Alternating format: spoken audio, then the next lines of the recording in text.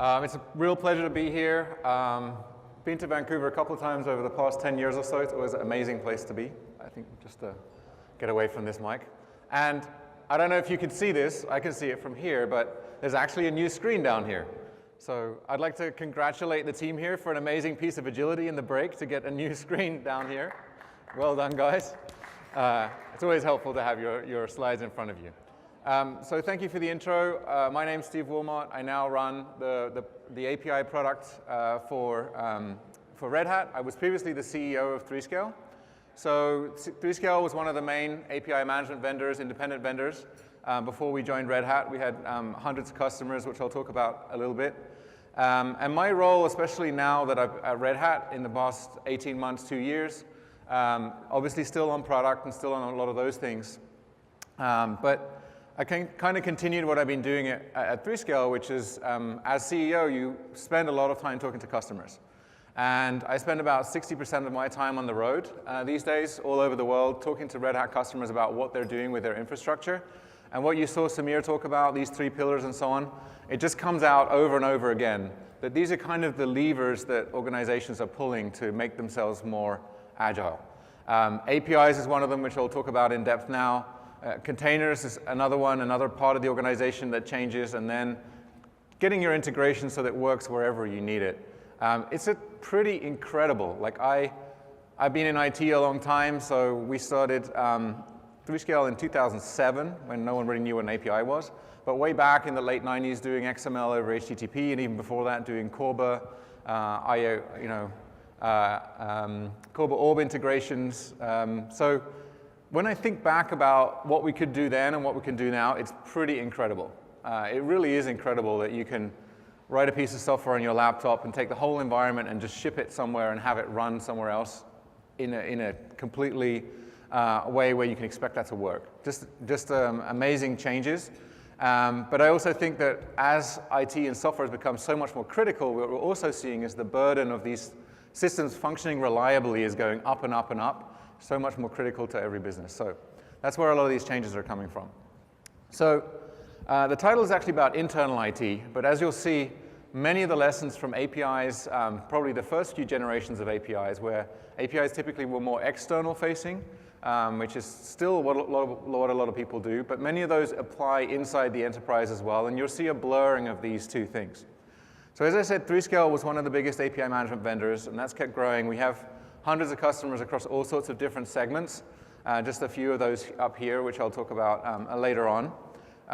That's just grown and grown within Red Hat as well. I would say especially financial, medical, and government are areas where there's just a huge amount of growth for us in terms of new API adoption. And a lot of that is internal APIs, especially partner APIs to sort of smaller groups outside a particular organization that drive a lot of value. You're going to see that many of the lessons from running public APIs are starting to be adopted inside the enterprise as well. So I'll start with just a little bit of context. Samir talked about this, but the challenges that organizations face in trying to get software to actually work for them. The great image that Samir put up of agility, that's how you feel when you get back from a Gartner conference, and it's like, yes, we can do this. And you get back, and then you got hundreds of systems, all of which were written at different times of the company's or the organization's lifetime, and you just don't have the bandwidth to even kind of figure out how those things should be connected. But really, the pressure from the organization to do things differently has changed, the kind of things you need to do. So integrating SaaS apps, having IoT devices out in the field. One of our customers is a large transportation provider on the east coast of the US. Can't mention the name right now. They have nearly $1 trillion of assets that are out there in the field. And they often have to go out and check whether those assets are still working. They do that with a clipboard. It's just incredibly difficult. So putting sensors on those things, figuring out what's working, automating the process, having applications for those field agents to do things is just a huge change, without even necessarily directly affecting the customer. A lot of the new technology that's available is driving change. And one thing that I think was just a mind change for me when I was talking to a lot of Red Hat customers, especially in the last few years, there used to be very much a separation between back office, so IT folks who are making the back office systems work, helping the organization function, And then the digital front office, right? That kind of started coming in 2000s, 2005, 2010, 2015. It kept growing. Those digital functions that customers and users of your service require were often separate. It was this new thing. People weren't necessarily knowing how that was going to grow. Those things now have to be absolutely connected, right? You can't run a service that faces your customers and partners without having it wired in all the way through to the back of your back-end systems. Huge changes. And APIs are just mentioned so often as part of the change that helps make these particular use cases happen. And I'll talk about what people do with APIs first, and then I'll talk about some best practices that we've seen in actually using APIs effectively, because there's plenty of things that you can do where you're essentially wasting your time or it's not very helpful. So first thing is, what do APIs really do? So application programming interface, great acronym. In a way, they've been around, they've obviously been around since the beginning of software, because it really just means, how do I talk to a software object and what can I get it to do? It's become more sophisticated. Now we do that at distance over the network and so on. But really, the definition that we like to use is to provide a stable, reusable interface, right? Doesn't matter if it's REST, doesn't matter if it's SOAP, doesn't matter if it's a streaming interface, or all sorts of other technologies that could actually be delivering the interface. All the words here are very key: stable and reusable. This is what you require for an API to actually be useful, because it means that other people can expect it to be there. They can have some expectation of what functionality is going to be. It's reusable, that means documented, and a whole bunch of other things. But I wouldn't get too hung up on technology. It's more about having this mindset of having these stable, reusable interfaces. And the customer base that we have and had has grown over time. And probably about 3 years ago, we came up with this classification of the different things that folks do with APIs. I'm probably in the way of the slide, so I'll try and move over here a bit now that this microphone is off. They still hold, right? So there's these different categories of things people do. IoT and mobile backends, you clearly need APIs to take traffic and execute transactions. Providing the means for your customers to integrate with you. This will often happen if you're a SaaS company yourself, or you have some kind of digital assets that you want to provide, so library services. One of our customers is Oxford University Press, which has a huge use case around this. Customers directly integrating to get data and actually paying for that. Building a partner ecosystem where third parties add value to your service or products. Content and transactions, that tends to be TV, media, and so on, that basically needs to get content and data to different places in a much more, in a single publish but multi-delivery mode. And you'd think, well, okay, so we've got mobile and we've got web and so on. Now you're also talking about things like voice, right? So look at something like the Amazon Echo with Alexa.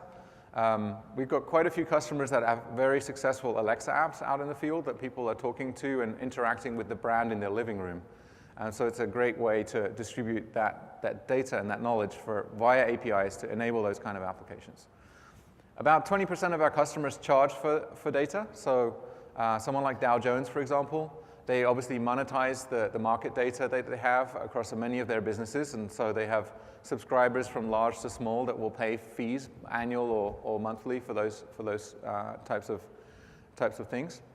And the last one is sort of a catch-all, but almost every organization that we work with, including the ones doing the other use cases, are doing this also. So internal APIs that help the internal organization restructure the way they do things. And in many cases, this is actually the primary application. And I'm going to dig much more down into that one. So really, we're getting this blurring of lines.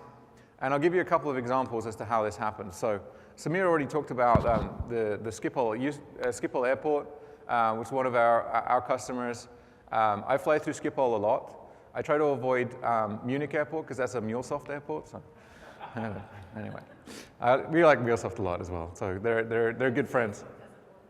Well, I wouldn't like to say, but no, I'm just saying that it's impressive that something as big as an airport makes these changes and actually tries to restructure the way they build their IT systems, and the things they can enable like that are powerful. And I think at the break we can also talk more about that if anyone's interested in that particular use case. I'm going to talk about a couple of different ones first. So Campbell's Soup, it's a soup company, right? So why would they have APIs in the first place? And actually, what they did first, they had internal APIs to share information to some of their mobile applications. And they're based on nutritional information about Campbell's products, but also recipes and so on. That then turned into a more public API, so they worked with partners, marketing agencies that would take these and turn them into websites. And you know, it was great, it was interesting and so on, but honestly, it wasn't that exciting, right? The traction they got it was useful and it helped them restructure things, but it really wasn't changing things that rapidly. However, when Amazon launched the Echo, that team then rapidly was able to build an Amazon Alexa application called Campbell's Kitchen. And that application basically allows customer in their own kitchen to say things like, hey Alexa, ask Campbell's Kitchen what's for dinner. And that'll bring up some recommended recipes that will also walk through those recipes with you to make them, and it will populate the Amazon shopping cart with things from that. Just imagine the brand engagement that provides with Campbell's, where the customer is making a decision about what to eat, and they're talking to a Campbell's application, right? That's a huge change. I'll give you another example. As you probably have guessed, I'm not a US citizen, so I've been in the US about 5 years. And when I came to choose which credit card I was going to use, I actually picked a Capital One card because I knew they had an app and a great API underneath it that runs on the Echo, so you can check your credit card balance just by talking to it. Now, I'm not sure how much of a good idea that, so people can check my credit card balance when they walk into my living room, but you know, I think the point is, this technology does make buying decisions differently, so I'm probably a pretty specific demographic there. I'll give you another example that's, again, it's getting a bit more internal as you'll see some of the other examples go. So University of Berkeley has been a customer for a long time. They have a large student body, obviously, and as an educational institution, they have a huge number of systems. Many of them bought over many times, a long time over in the company's history, in the organization's history, sorry. And what they actually did was that they literally started putting API facades on every single system they have. So they have PeopleSoft actually, and they have a whole bunch of other things that they bought at various times. And this has allowed them to have a much more uniform way of engaging with those systems and build new integrations across them without being tied into those specific APIs. And they've also released many of those to the student body, so the student body can write their own apps against, for example, calendaring applications and things like that for study and submitting grade papers and so on. And they also actually created layers onto public APIs like the Box API and so on, so that students could play with those, right? So they created an interactive environment for their entire organization. I'll talk about some of these others later on. So I think the big question is, okay, so APIs they're an interface, great, thanks very much for that. Didn't really need to come to a Red Hat event to find that out. But okay, you often hear about APIs as a driving changer in infrastructure. What do we really mean by that, and what does it mean to succeed? And so we're going to talk about a few things there. There's actually a book that we have, which we can get you. There's a digital copy, which you'll find linked in the slides, but we can also get you some physical copies, which is called the API Owner's Manual. And it basically goes through some best practices of running API programs, and not just for a single API, but how to actually help your organization run more APIs over time. And I'm just going to focus on 3 things from that book. So the first one is focusing on what's really valuable when you're doing APIs in the organization, because it's very easy to burn a bunch of cycles, which is probably true with pretty much any technology. Another one is the idea that you should do it as an enabler, not an owner of those APIs. And the last one is a transformational approach rather than trying to revolutionize things. And we've seen both, and we can tell you really one works and one really doesn't work very well. So this is the book, and we can get you some copies, physical copies, but there's also the online copy there. So the first one I'm going to talk about is focus on true value. This seems like a super obvious, like, okay, also that you don't really need to be told. But it's quite hard, right? So if your company is like any company or any organization, you've got many initiatives, they're all urgent, they're all intersecting. Most of them probably aren't initiatives to make you try to change your infrastructure. They're initiatives to get something done for the business, make something more efficient, make more money somewhere, or so on. And it's hard to figure out what to do. But once in a while, someone in your organization, normally someone pretty senior, might have this genius idea that we're going to put APIs everywhere, and isn't that a great idea, and we'll all be more agile. And it may also be you that's advocating that. So we call this a Jeff Bezos moment, because probably some of you folks in the room are familiar. There's kind of this apocryphal story that in 2004, Jeff Bezos, the Amazon CEO, emailed Amazon, everybody in the company, and said, okay, from now on, no department or any group or anyone in the organization is going to build any system that interfaces directly with a database or some other low-level system within the company. It's all got to be done by APIs. Right? Everything has to be done by APIs. Don't care what kind of API technology you use, but it's got to be a stable, reusable interface. That's the mandate. And the apocryphal part is, at the bottom it said, thanks very much, Jeff Bezos, and if you don't do this, you're fired, right? So a pretty extreme way of putting it. This actually came out from a long email memo by a Google engineer who had left Amazon, joined Google, and found that Google wasn't doing this and was complaining at Google about not doing it. And this move, this change, this modularization into reusable components is one of the biggest things that's credited with Amazon being able to spin out AWS. Because by doing that, they made every organizational component within Amazon provide services to everybody else, and that really changed the dynamics of many things. So in a way, it's great to have a Jeff Bezos moment, because someone with a fair bit of authority is saying, okay, let's do this, let's put some momentum behind it and get it done. The problem is, it's kind of hard to figure out what's going to happen, and this is a matrix that we use quite a lot. So if you're launching APIs, launching API programs, doing new things here, you might have a range of outcomes, desirable, undesirable, expected, unexpected outcomes, right, different things. This quadrant is what you think is going to happen, so the folks that you hope are going to use your API and going to do something valuable. This quadrant is innovation, right? It's great new stuff that happens because you have these APIs. This is the prohibited quadrant, right? Especially when you have public APIs of some form, there's probably things you can think of that you don't want people to do. I know a lot of folks on the Google Maps team, and they spend a lot of time trying to stop people downloading the entire world off Google Maps. And at the beginning, it started off very obvious, like tile, tile, tile, tile, right? But then it got random and fractal, and people literally write all sorts of crazy algorithms. So you want to prohibit this by terms of service, by looking out for it, and so on. And this is what we call the fire drill quadrant, right? This is when something happens that you didn't expect. And especially with APIs, you'd think, well, this is a security intrusion, so that's clearly an important thing to think about. But it's also when someone just is lazy, and they write a piece of code which hammers a server and takes it down, because they didn't think that writing a query loop for 20 times a second query on your server wouldn't be a problem, right? So these kind of things are important, and there's two reasons for this. One is it's good to think of a range of outcomes for any technology deploy, but also with API programs, we very often saw people who are focused in this innovation quadrant. So people would do APIs and just hope innovation happens. This is, in general, not very effective. We almost always see it fail.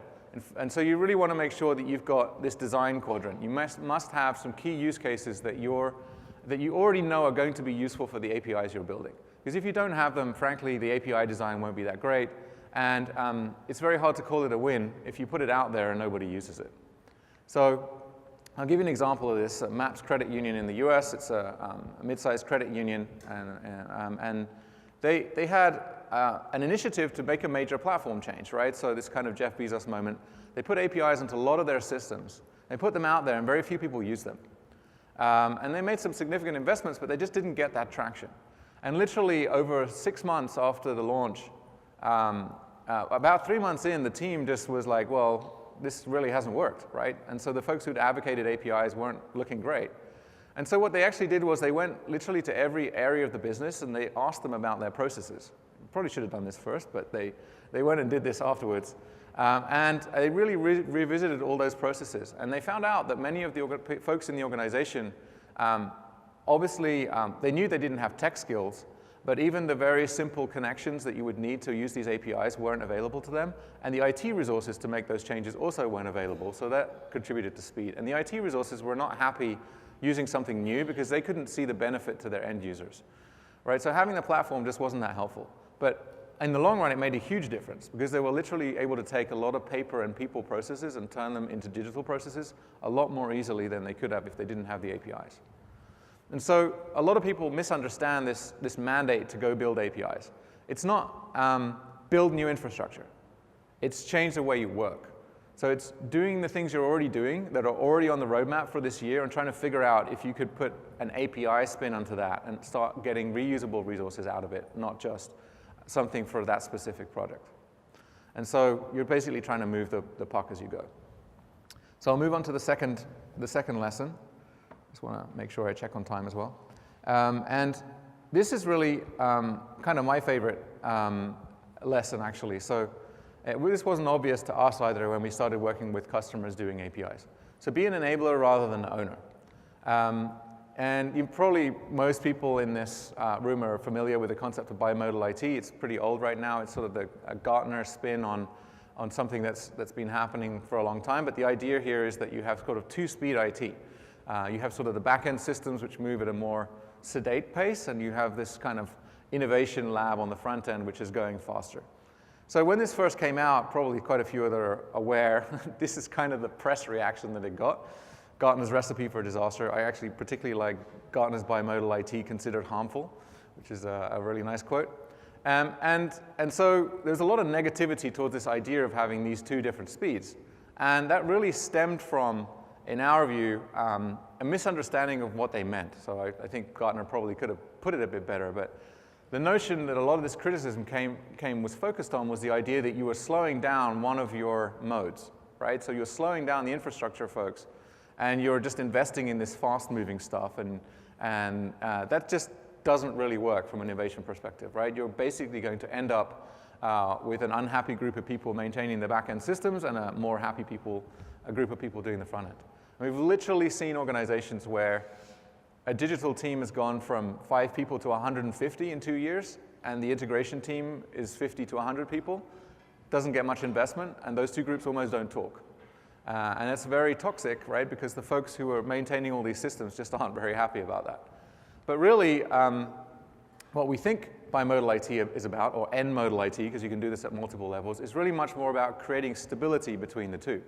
You can innovate as fast as you like on the back-end systems. You can innovate as fast as you like on the front-end systems, as long as you keep stability between the two so people know what they're dealing with. The fact that someone's rewriting some back-end system in Go, frankly, the mobile app team shouldn't have to care.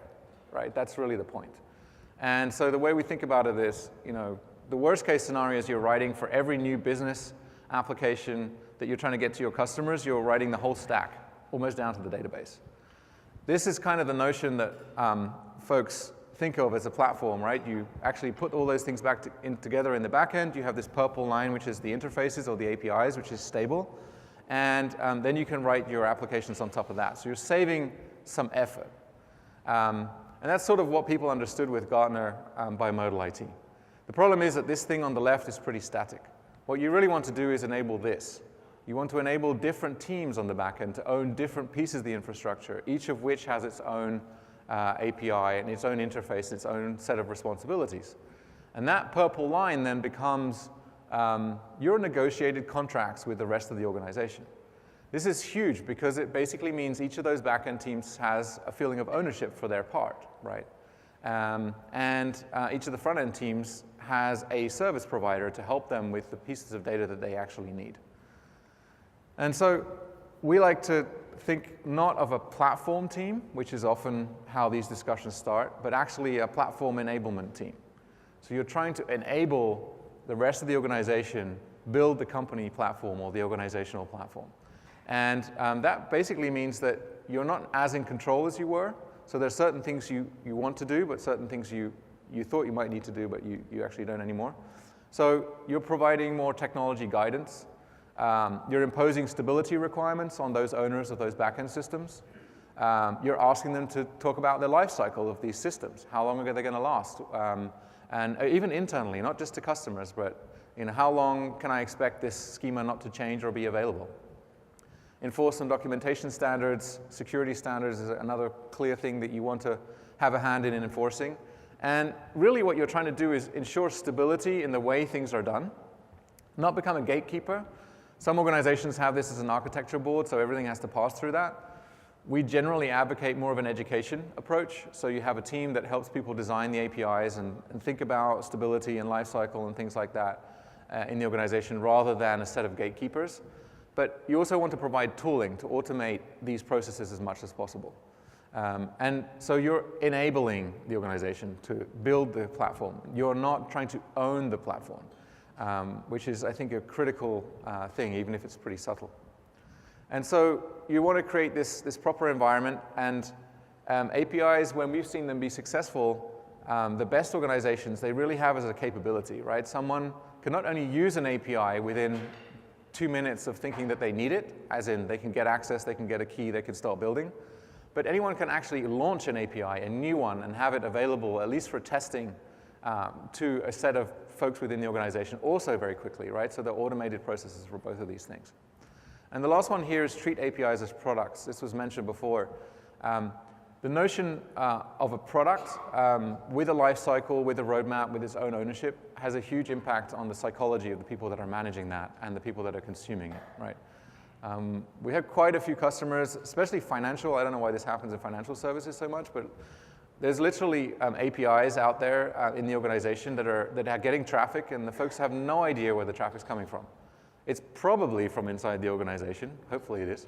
But they don't know who. So really, at the end of the day, the only way to find out is literally to switch it off for a while, right? So switch the service off for a couple of hours and see who sends you an email, right? Because these systems weren't built in the sense of someone's maintaining them. They're just sitting there on a server, and they've been doing their job for 5 years, but no one's really maintaining them. So treat them as products, know who your audience is, and so on. So a great example here is Qantas. So they had an ICC, as Samir was talking about, which was really, they were really in the weeds of the business logic of gluing back together all these Qantas systems, and Qantas had a pretty negative reputation in terms of their digital properties. But, you know, hardworking organization. And they also had a lot of outsourcing, so a lot of folks on their IT teams were not from in-house. And they went to an API-first model about 4 years ago, and just said, look, every new service, every service that we have, we're going to wrap them slowly over time and make them API-centric. And that really helped because that platform team really became this support team for the rest of the organization. They did things like brown bag lunches whenever a new API launched, and talked about the roadmaps and so on, and just changed the psychology a lot. And they've actually been able to have a much better shot at retaining folks as well. They also do some enforcement, which is what that with teeth is there. So really the lesson here is enable the platform rather than trying to own it. And the last one is transformation, not revolution. And really, it's kind of a truism, right? You shouldn't try to do these big bang things and kind of waterfall development and try to land it all at the same time. You should be agile. There's only to a certain extent that applies at the infrastructure level, right? At the infrastructure level, you're making investments. You're going to have to make some decisions about technology bets and so on. It's very rare that an actual Jeff Bezos moment in terms of the way some folks think of it, like here's a budget for 2 years to go change your infrastructure radically. That just rarely works that well. You actually have to get it out, and as Maureen was saying, is a great point, start to prototype this and be ready initiative by initiative. When one of these business initiatives comes up, we've got to, you know, surprise, surprise, rapidly, we've got to move our system X into the cloud. Please get it done in 3 months, right? If you're ready for it and you've done some prototyping, then in a way it's great because you've got one thing to work on. And then you can improve for the next one and the next one and the next one, and in the end, you have a more flexible architecture.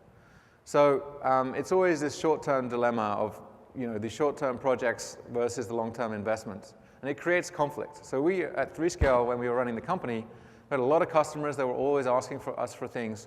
We had exactly this challenge. You know, do we stop and re-architect things at any point? Or do we focus on one particular set of customers? Especially with the APIs, we're an API company, so we had to grade APIs, which we do. But how do we evolve those over time in a reasonable way? And really the only way we could come up with, we applied a tax pretty much to every piece of work we did for any customer.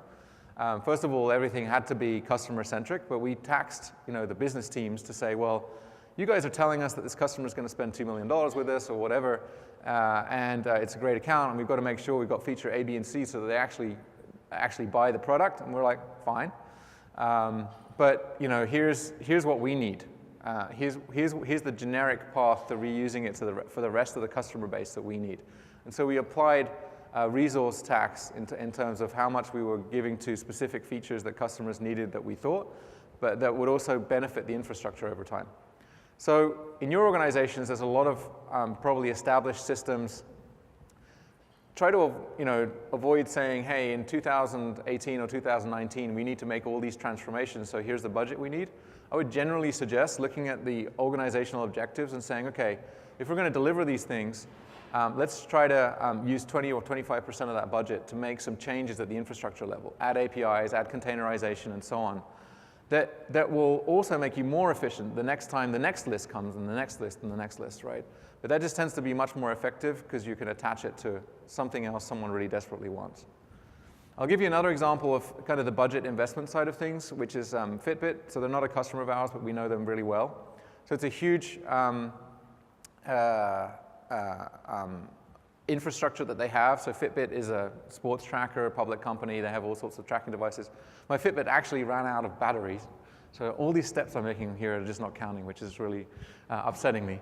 But in any case, they have a really big IT challenge, right? Because all these trackers sync with their cloud environment. And so especially they have problems when they update Android versions and iOS versions on devices, because at that point, suddenly all the devices sync at the same time. It's really, really challenging. So they had these huge spikes in infrastructure need. Basically, they had some problems in how to solve that. But the obvious thing, actually, so you've got normal traffic, which is high already, and then you've got 10x spikes across that. So how do you solve that? You cloud burst, right? It's obvious. Or you'll get online resources just for that, and then take them down and optimize the cost and so on. Sure, they did some of that, right? But it turns out that's incredibly difficult to do. So instead, what they did is they went and spent some resource to talk to every one of the maintainers of these libraries and these syncing devices, and they actually started implementing things like randomized backoff, so that the systems didn't all sync at the same time, so they would desynchronize and flatten out the demand curve.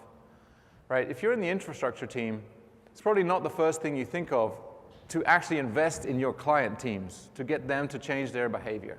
Sometimes it's by far the best thing to do, right? And it makes them your friends much more than them saying, we've got customer complaints because the devices aren't syncing, please fix it. Next time you release a new version, give us 3 days and whatever. Like that kind of negative feedback that you get when your system's not coping with the load, it helps a lot to go talk to the teams and try to get them to see if they can adjust their behavior as well. Another great example, SimilarWeb. They're probably not a very well-known brand here, but it's actually a very big company. They do web monitoring. So they track which websites are top and what kind of search terms are being used per website. And they had an API almost since the beginning. And they had partners that were helping them, helping folks use that API to get this web traffic ranking out. And their customers were doing it too. It was doing pretty well. I mean, the API was a significant part of their business, but it wasn't completely knocking it out of the park. And so they tried to figure out why that was. And they realized that really that most of their customers were marketers who were non-technical. And even the tiny little bit of integration that they had to do and to get the IT team to do to get it into those folks' hands was not feasible. And so they ended up writing plugins for Google Docs, for Excel, for Access databases, and all sorts of things. And those plugins are now 80–85% of the traffic on the API. It just radically changed who could access the API. So the API was still the foundation, but making sure you know your audience is really useful. And so that's a lot of lessons in terms of, from a product perspective, APIs as a product. If you've got APIs that are touching anyone, even inside your organization, make sure you know who your users are and how they can get the most benefit out of it.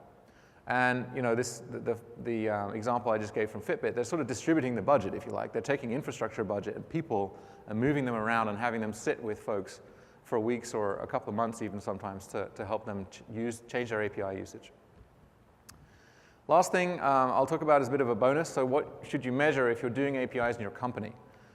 So these are some of the bad metrics. I mean, you kind of have to measure them anyway because it's useful to know. The number of APIs you have is not a great metric. Number of API calls, number of integrations is a somewhat better metric, but still. These are all cost things, right? Number of containers, it's a cost thing. Like the more containers I run, the more CPUs I need, the more it's costing me. So we vendors love these things. Like, oh yeah, please run lots of APIs, run lots of containers. But actually for you, they're not the best metrics, right? You should track them and know what's going on. But really, you want to focus more on better metrics like this. So the number of applications that are supported on these APIs, who's really using them, the number of complete use cases. What I mean by complete use case, an example here is we have a retail customer who initially launched APIs who are basically going onto their inventory and what kind of products they have available in which stores. And they ran a bunch of hackathons and no one really used it. And they're like, look, we're a pretty significant brand. Why is no one using it? Fact is, they had no way to transact, right? No one was going to write apps where they couldn't actually get some benefit out of it to actually do something for a customer. Numbers of users is great. Think about the dollar value of the business that depends on these infrastructure components. Often we don't think about that, but most of the business is somehow reliant on these underlying APIs, and it's good to know who you affect when you break something or when you make it better. So I'm just going to go to a couple of takeaways. So APIs are, I'm an API guy, right? So it sounds like I'm talking my own book, which obviously I am, but genuinely seen a lot of transformations in teams that say, okay, these systems that used to be kind of back-end and nobody really thought about them, they're now actually key for the business, and we can do more for them, and we can get them used more widely and make them more effective and make people happier with them. So there's a lot of great stories and transformations that we've seen. And I think if you take away one thing, this notion of APIs as products is really nice because it kind of shows you that these things do evolve over time. Keep them stable, but they have their own life, and they're important, and they become an important set of building blocks for the work you're doing. The custom code you're writing, the integrations you're writing is going to touch those APIs and create new ones and new applications and so on. So thanks very much. Red Hat is working very hard on these things. As Samir pointed out, we've got technologies across these stacks. Most of all, though, we love to engage in architectural conversations about what is and isn't relevant to your organizations, and thanks very much for being here. That's it. Thank you. All right. Thank you so much, Steve. We got about 5 minutes for questions.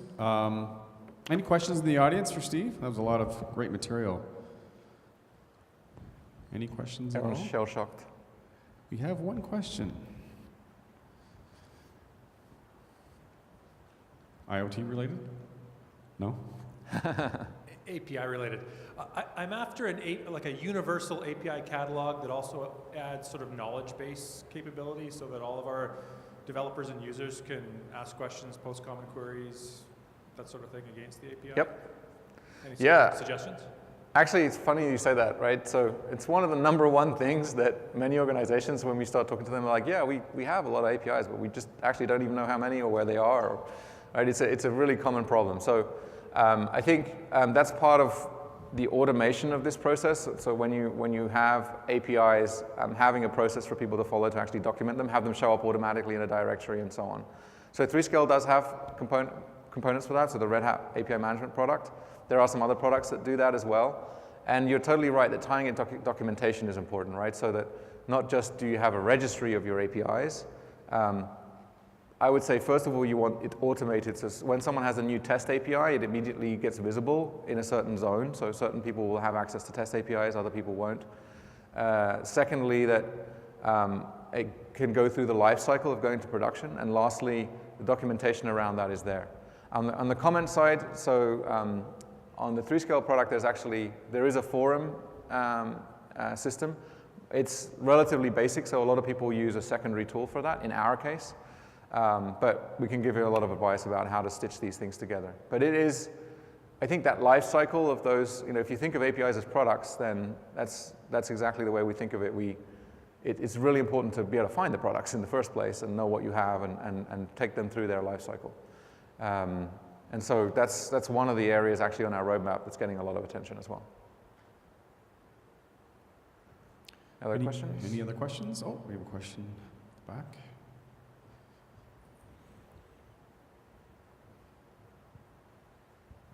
Hi, I want to ask how to maintain the so-called API version, because when we do some kind of upgradation, the version, for example, the previous using the version 1, and then you want to upgrade to the version 2, and how long should we because the people may still try to use in version 1, but we don't want to maintain many so-called version for that one. What's your suggestion?